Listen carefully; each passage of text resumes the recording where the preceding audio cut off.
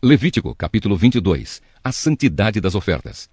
O Senhor Deus mandou Moisés dizer a Arão e aos seus filhos o seguinte: tratem com todo respeito as ofertas sagradas que o povo de Israel dedica a mim, o Senhor, para que não profanem o meu santo nome. Eu sou o Senhor. Se qualquer descendente de vocês estiver impuro quando apresentar as ofertas sagradas que o povo de Israel dedica a mim, esse homem nunca mais poderá servir como sacerdote.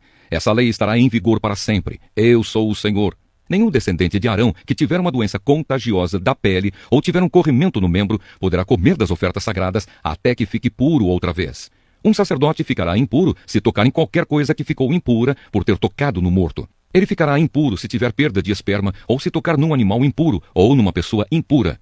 Ele ficará impuro até o pôr do sol e só poderá comer das ofertas sagradas depois de tomar um banho. Depois do pôr do sol ele estará puro e poderá comer das ofertas sagradas, pois elas são a sua comida.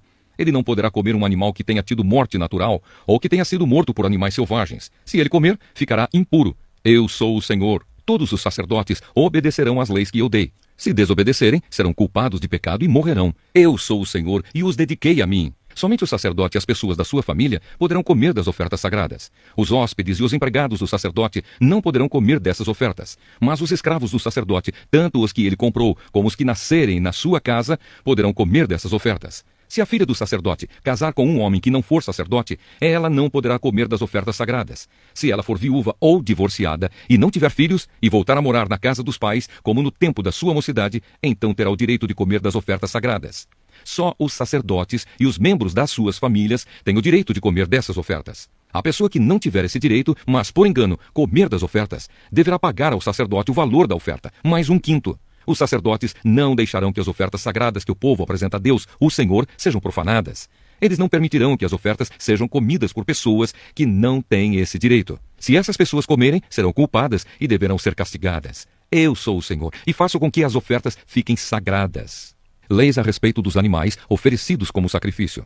O Senhor Deus mandou que Moisés desse a Arão, aos filhos de Arão e a todo o povo de Israel as seguintes leis. Quando um israelita ou um estrangeiro que vive no meio do povo apresentar em sacrifício ao Senhor Deus um animal que vai ser completamente queimado, seja para pagar uma promessa, seja uma oferta feita por vontade própria, o animal deverá ser um macho sem defeito. Assim a oferta será aceita. O animal poderá ser um touro ou um carneiro ou um bode, mas deverá ser sem defeito. Se um animal defeituoso for oferecido, Deus não aceitará a oferta. Se alguém apresentar uma oferta de paz, seja para pagar uma promessa, seja uma oferta feita por vontade própria, o animal deverá ser sem defeito a fim de que a oferta seja aceita. Poderá ser um touro novo, ou uma ovelha, ou uma cabra, mas não poderá ter defeito. Não ofereçam ao Senhor um animal cego, ou aleijado, ou defeituoso, ou um animal que tenha úlceras, sarna, ou outras doenças da pele. Um animal nessas condições não deverá ser apresentado ao Senhor como oferta de alimento.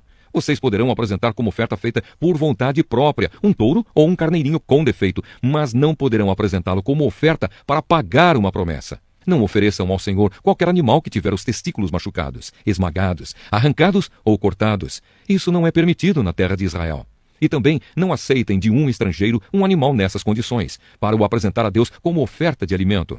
Esses animais são defeituosos e Deus não os aceitará. E o Senhor Deus disse também a Moisés: quando nascer um bezerro, um carneiro ou um cabrito, ele ficará com a mãe 7 dias. Do 8º dia em diante, o animal poderá ser apresentado a Deus, o Senhor, como oferta de alimento. Não matem no mesmo dia para os oferecerem em sacrifício uma vaca e o seu bezerro, uma ovelha e o seu carneirinho, ou uma cabra e o seu cabritinho. Quando apresentarem uma oferta de gratidão a mim, o Senhor Deus, sigam as leis a respeito dos sacrifícios, a fim de que eu os aceite. Comam a oferta toda no mesmo dia e não deixem sobrar nada para o dia seguinte. Eu sou o Senhor.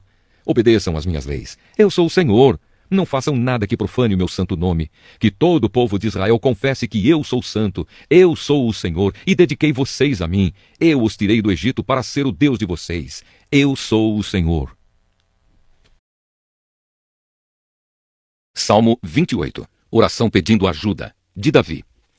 Ó Senhor Deus, minha rocha, eu peço a tua ajuda. Não deixes de ouvir o meu pedido. Se não me responderes, eu estarei com aqueles que descem ao mundo dos mortos. Ouve-me quando levanto as mãos na direção do teu santo templo e grito pedindo a tua ajuda. Não me castigues juntamente com os maus, com os que praticam más ações. Eles falam como se fossem amigos, mas o coração deles está cheio de maldade. Castiga essas pessoas pelas suas ações, por todo o mal que têm feito. Dá aos maus o que merecem. Eles não querem saber do que o Senhor tem feito, nem reparam nos seus atos poderosos. Por isso, ele os castigará e os destruirá para sempre. Louvado seja Deus, o Senhor, pois Ele ouviu o meu grito pedindo ajuda. O Senhor é a minha força e o meu escudo. Com todo o coração eu confio nele. O Senhor me ajuda. Por isso o meu coração está feliz, e eu canto hinos em seu louvor. O Senhor Deus é a força do seu povo. O Senhor é o refúgio seguro do rei que ele escolheu. Ó Deus, salva o teu povo e abençoa aqueles que são teus. Sê o pastor deles e cuida deles para sempre. Salmo 29. O poder de Deus na tempestade. Salmo de Davi.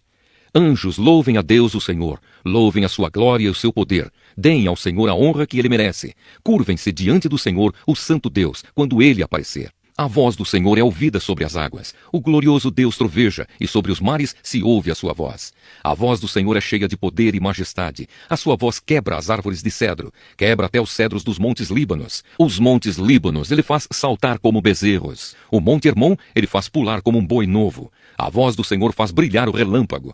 A sua voz faz tremer o deserto. O Senhor faz tremer o deserto de Cádiz. A voz do Senhor sacode os carvalhos e arranca as folhas das árvores. Enquanto isso, no seu templo, todos gritam, glória a Deus. O Senhor Deus reina sobre as águas profundas. Como rei, ele governa para sempre. O Senhor dá força ao seu povo e o abençoa, dando-lhe tudo o que é bom. Eclesiastes, capítulo 5. Cuidado com as promessas.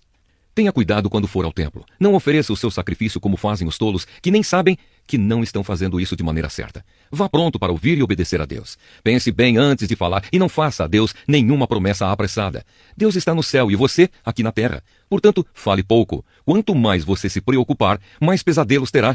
E quanto mais você falar, mais tolices dirá.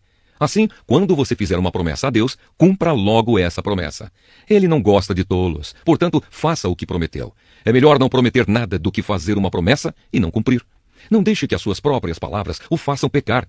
Assim você não terá de dizer ao sacerdote que o que você queria dizer não era bem aquilo. Para que fazer Deus ficar irado com você? Por que deixar que ele destrua as coisas que você conseguiu com o seu trabalho? Mesmo nos seus muitos sonhos, em todas as suas ilusões e em tudo o que disser, você deve temer a Deus. A ilusão das riquezas. Não fique admirado quando você notar em algum lugar o governo fazendo injustiça, perseguindo os pobres e negando os direitos deles. Pois cada autoridade é protegida pela que está acima dela. E as duas são acobertadas pelas autoridades superiores. Elas dizem, toda a gente tira proveito da terra, mas o rei depende daquilo que recebe das colheitas. Quem ama o dinheiro nunca ficará satisfeito. Quem tem a ambição de ficar rico nunca terá tudo o que quer. Isso também é ilusão. Quanto mais rica é a pessoa, mais bocas tem para alimentar.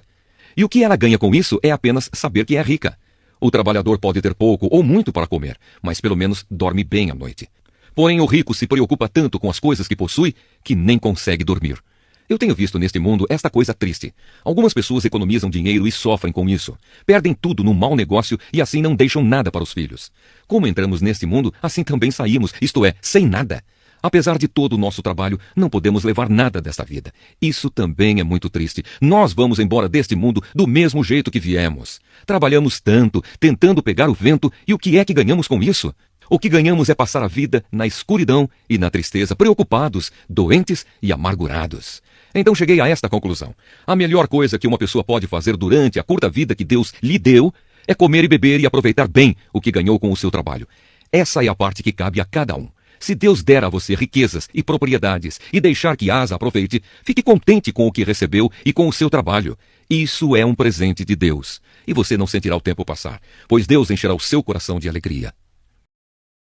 Segunda carta a Timóteo, capítulo 1. Saudação.